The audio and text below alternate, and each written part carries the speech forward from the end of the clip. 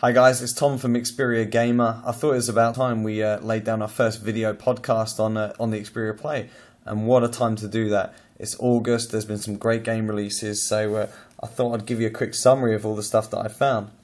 We've seen some big titles released in the past month on the Xperia Play, such as Battlefield 2 Bad Company. We've also had Pro Evo 2011, and of course Rainbow Six continues to be a free download until the end of September. It's a great game.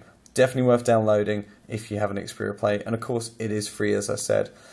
Then we've got Pro Evo. Now, I'm not huge into football games, but I know that Pro Evo is just way better than the preloaded FIFA game and is a good football game, but I'm not going to demonstrate it to you for exactly the reason that I'm not a massive footy gamer and I wouldn't be able to give you a good demo anyway. So Battlefield is a great shoot-em-up. It's the closest thing you're going to get to Call of Duty on the Xperia Play at the moment.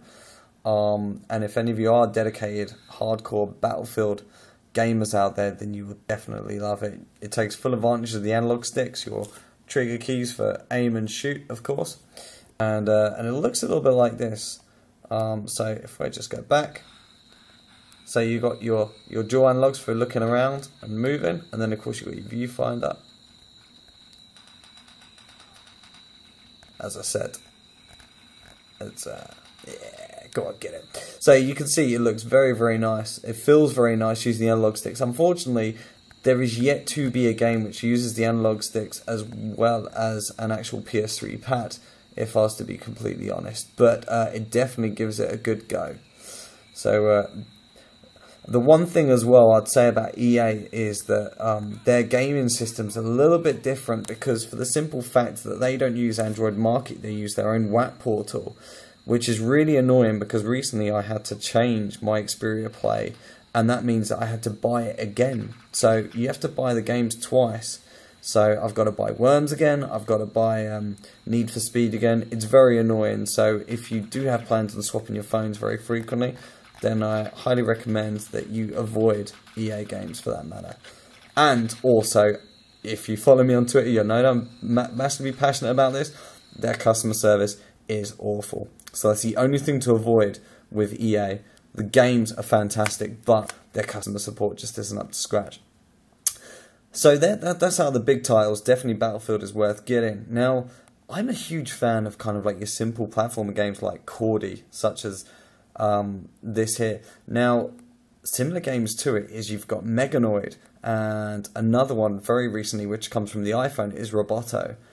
Great games. I've always been your kind of Game Boy Super Mario player, and these games definitely fit that category.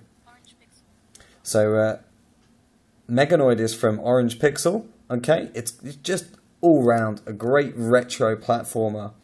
And great fun for that matter. Even to the point of the sound effects. I'll just turn the volume up so you can hear them. Like the audio. Just everything about it is just retro. All the sound effects, all the music, everything. Definitely worth downloading, and this game is a freebie. So you don't have to worry about huge purchases or getting them back, as I said.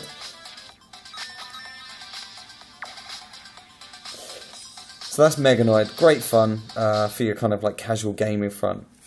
Now the other platformer, as mentioned, is Roboto. Now this visually is amazing, like Cordy, kind of taking on this like fancy platformer game, this Little Big Planet style. So it's by Phoenix Fire.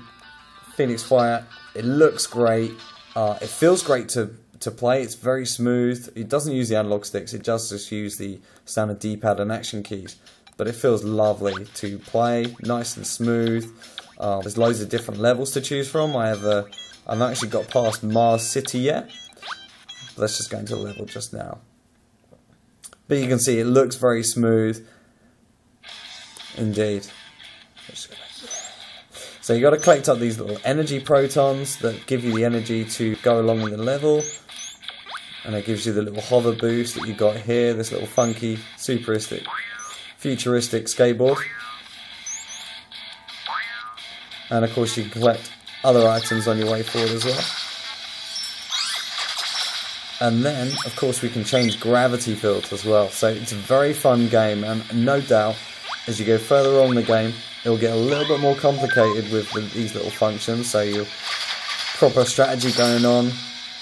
And for every level, you will collect all of the 3 giant golden cogs, as you saw.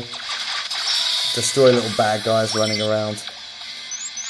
All in all, it's just a great game to play. Nice and smooth. Great fun. Great for the kids, and for big kids like myself, of course. So, big fan of this one as well. Roboto. Just going to exit out that. So another kind of classic puzzle game to hit the Xperia Play as well, which is a fan of mine, is Lumine. So Lumine's first appeared on the PSP, so it's a great title to kind of show off the whole PSP format. It is also, as you can see here, sponsored by Defected Records in the house. For those of you who don't know who Defected Records are, they are a fantastic house music label for kind of your deeper, funkier stuff, and it provides a good soundtrack while you're playing. So if you've not played this before, it is a kind of Tetris style game where you've got to get 4 squares kind of looking to go together. You can get more built up, and it's just about getting the best score you can. And if any of you like me, you've probably lost hours of your life playing Tetris at some point in your life. So if you are one of those people, this is definitely a game for you. Now, there's always a but. It's a great game. It's only about £2, I think, on Android market. The downside is that for a game that uses kind of like Defected Record, a big name, the audio quality isn't very good. It kind of sounds like it's being played through kind of like a very low compression radio, which is a little disappointing, but I guess the gameplay is just so good it kind of makes up for it. Visually, it looks kind of good, it looks nice and funky, but great fun. And the other day I was actually playing this for as long as 2 hours. I got a pretty sick score running up to it as well.